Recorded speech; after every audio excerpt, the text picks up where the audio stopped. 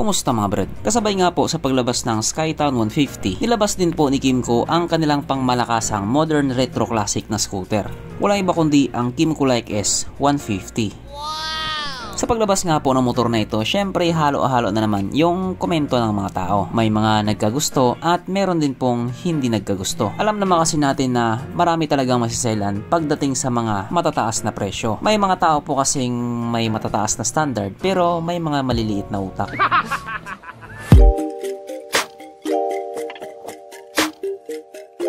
Pero syempre bago tayo magpatuloy, kung bago ka pa lamang napadpad dito sa aking walang kwentang channel, huwag ka na mag-subscribe.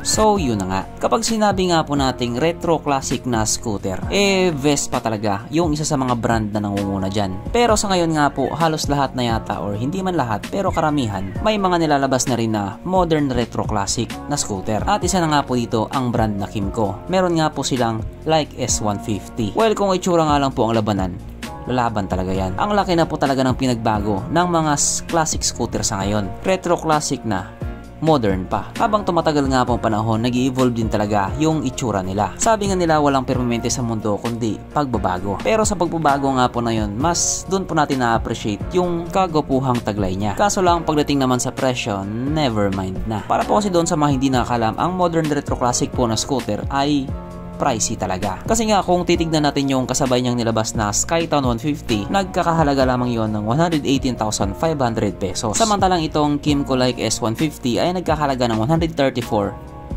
pesos. Pero kung you know. Sa totoo lang itong presyo nga po ng Kymco Like 150S na 134,000 pesos, mura na nga po yun. Kapag nakita mo yung presyohan ng Vespa at Lambretta, mapapamura ka talaga doon. Kumbaga kung gusto mo nga po magkaroon ng retro classic na scooter na abot kaya, ito na yun. Kymco Like S150 na yun.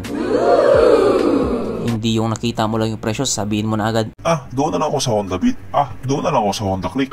Mama mo blue.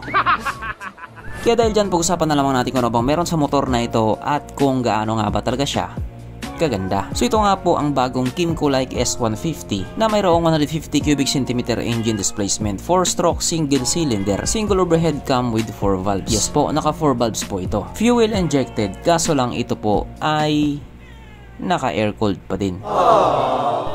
Panis yan sa Honda Click 125. So bukod nga po doon sa presyo niya, yan din po talaga ang isa sa nirereklamo ng iba. Naka-air-cooled po siya. Katulad nga po ng sinabi ko kanina, if you know, you know. Pagdating po kasi sa bagay na yan, ang dami-dami nga pong nagre-reklamo dyan. Para maliwanagan nga po kayo pagdating sa air-cooled at liquid-cooled, panoorin nyo yung video ni Ikimoto. Pagdating nga po sa kanyang power, ito po ay merong 13.2 horsepower, 9,000 RPM, 12.5 Nm of torque at 6,500 RPM. At dahil nga po kalalabas pa lamang sa motor na ito, wala pa po tayong idea pagdating sa kanyang top speed. Pero panigurado mabilis yan kasi nandito na yan. Ang kanyang tangke ay kaya magkarga ng 7 liters fuel tank capacity at wala din po tayong idea pagdating sa kanyang fuel consumption. Ang sukat ng kanyang gulong 110/70/12 sa harap at 130/70/12 naman sa likuran. Syempre pares na nga po itong naka-tubeless. Pagdating naman po sa kanyang braking system, ito po ay naka-disc brake sa harap at disc brake din po sa likuran.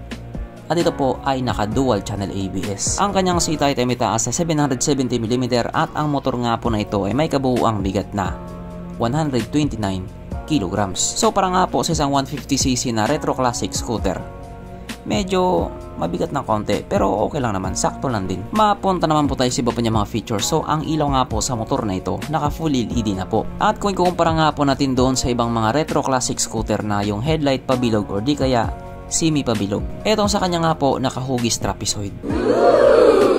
Kaya mas lalo nga pong naging modern yung datingan niya.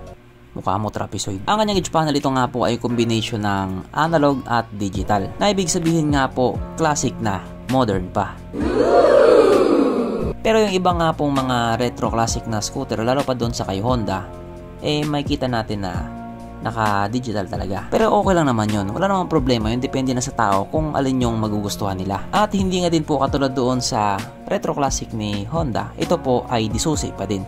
Hindi pa po siya nakakilis. Pero again and again, wala naman pong problema doon. Okay lang naman talaga yon. In fact, may mga tao pa nga na gusto talaga yung disusi lang. Ayaw nila yung keyless. Sa disusi kasi, napaka-convenient. Isalpak mo lang sabay ikot, aandar na siya. Doon kasi sa smart key, pipinutin mo pa, tapos pipihitin mo pa. Tapos pag hindi pa gumana yung remote mo, yari. Kaya medyo hassle din talaga. Pero depende nga po yun kung alin doon yung trip mo. Sa lahat ng pagkakataon, may choice ka.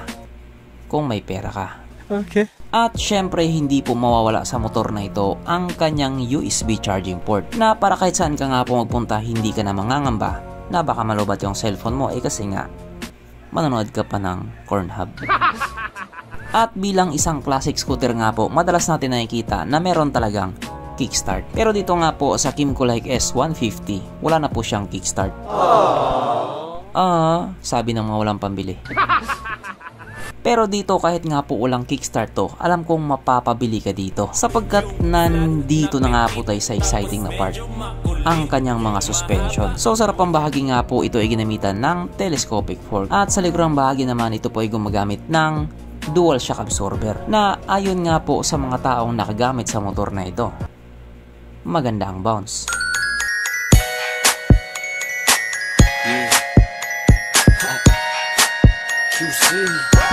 Siyempre alam nyo na, meron pang isa.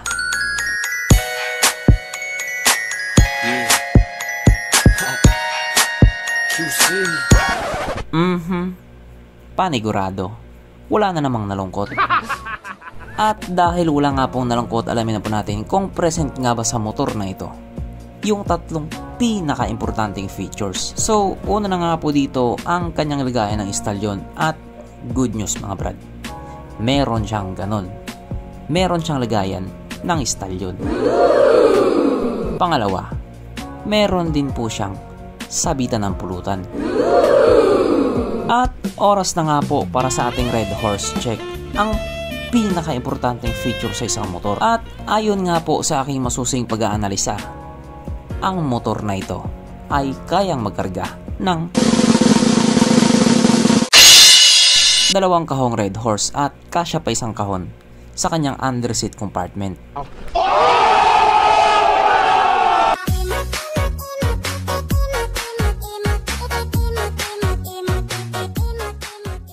So therefore ang motor na ito ay talagang highly recommended. At regarding nga po sa presyo niya, sinabi ko kanina, nagkahalaga nga po ito ng 134,000 pesos. At kumpara nga po sa iba, sinasabi na mahal yung presyo nito, para naman doon sa mga tunay na nakakaalam, affordable na po ito. Iba po kasi talaga ang presyohan ng mga retro classic motorcycle or retro classic scooter sa ordinary lang na scooter. Kaya kung sakaling gusto mo magkaroon ng isang modern retro classic na scooter, pwede mo i-consider itong motor na ito. Pogi na, matibay pa. So hanggang dito na lang muna mga brad. Kung may gusto kang sabihin or gustong idagdag doon sa mga sinabi ko, mag-comment ka na lang sa baba. Okay, bye.